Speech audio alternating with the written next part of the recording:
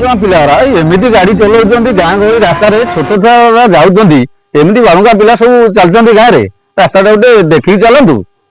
ଏଇଟା ଆସନ୍ତୁ ଅଟକେଇଦବା ଗାଁ ଗହଳିରେ ଛୋଟ ପିଲା ବୁଲୁଛନ୍ତି।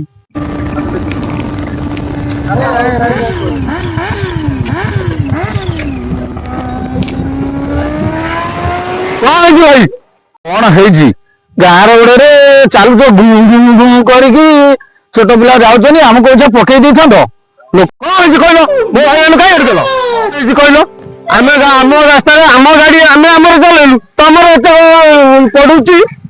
ହଁ ଆମେ ଚଲେଇଛି ଏ ପିଲାର ମାଡୁଆ ପିଲାର ଆଙ୍କୁ ଟୋଟାଲ ଉତ୍ତର ମାଧ୍ୟମ ଦରକାର ହଉଛି। ଏମାନେ ହେଲା ଗଭର୍ଣ୍ଣମେଣ୍ଟ ମାଡୁଆ ତମେ ଖାଲି ଆଦେଶ ଦିଅ ଘଣ୍ଟି ବଜେଇ ଦେବି। ବାଜିଲା ତ ଗାଡି ଚକାଇ ମାରିଦେବି ତତେ।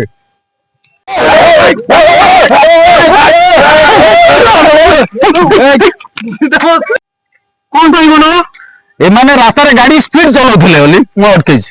ଆମେ ଭାଇ ସ୍ପିଡ ଚଲେଇ ନାହୁଁ। ମୁଁ ତମକୁ ଦେଖିଛି ତମେ 3 ଜଣ ପିଲା ହେଲେ କଣ ହବ ମୁଁ ତମକୁ ଦେଖିଛି ଠିକ ସେ ଚିହ୍ନିଛି। ଗାଡି ତମେ 2ଟା ଗାଡି ଜୋର ଚଲେଇକି ଆଇଲ ଲୋକ ଦାଣ୍ଡରେ କୁଆଲା ହଉଛନ୍ତି ମୁଁ ବି ନିଜେ ଦେଖିଲି କିନ୍ତୁ ଗାଁ ଦାଣ୍ଡରେ ତମେ ଏତେ ଜୋର ଚଲେଇକି ଆସିବାଟା ଠିକ ନୁହଁ। ପିଲାମାନେ ଠିକ କରିଛନ୍ତି ଅଟକେଇଛନ୍ତି ତମକୁ ତମେ ଗୋଟେ ଭଦ୍ର ପିଲା ଘରର ପିଲାମାନେ ଦେଖାଉଛ କିନ୍ତୁ ଏତେ ଜୋର ଗାଁ ରାସ୍ତାରେ ଚଲେଇବା କୋଉଠି ପଡିଯିବ ହେଲମେଟ ପିନ୍ଧୁ ନା କାହାର କ୍ଷତି ହବ ତମ ମାନଙ୍କର କ୍ଷତି ହବ ମୋର କ୍ଷତି ହବନି ଇଏ ଅଟକେଇଛି ଆର କ୍ଷତି ହବନି ଏସବୁ କାମ ଠିକ ନୁହଁ। ଭାଇ ଠିକ କଥା କହିଲ ଆମେ ସ୍ପିଡ ଉଡେଇ ଯାଇଥିଲୁ ଆମର ଭୁଲ ହେଇଯାଇଛି ଭାଇ କ୍ଷମା କରିଦିଅ ଆମକୁ। ଆଉ ପିଲାମାନେ ଯେଝା ଯେଝା ଭୁଲ ବୁଝିପାରିଲେ ସେମାନଙ୍କୁ ଏଥର ଛାଡ଼ିବେ।